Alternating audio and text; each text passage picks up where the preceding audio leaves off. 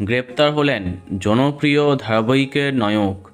১৬ বছরের এক নাবালিকা মেয়েকে উত্ত্যক্ত করা এবং তাকে মারধর করার অভিযোগে গ্রেপ্তার হয়েছেন লীনা গাঙ্গুলির জনপ্রিয় হিন্দি মেগা সৈরাবের নায়ক রোহিত চান্ডেল।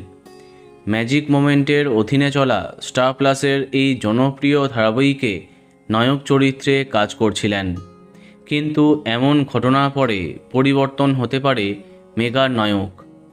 পুলিশের তরফে বলা হয়েছে, ওই ১৬ বছরের মেয়েটি এবং তার পরিবারের লোকেদেরকে রোহিত আগে থেকেই চিনত।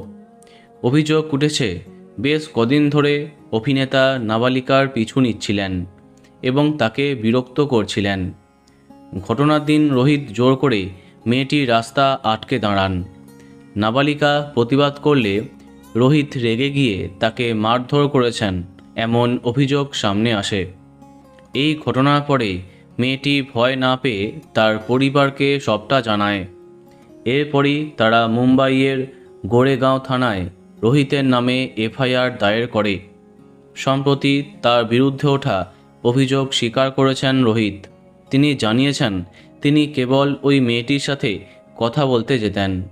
অন্যদিকে রোহিতের এমন ঘটনার কথা ধারাবাহিকের সহশিল্পীরা কিছুতেই মানতে পারছেন না।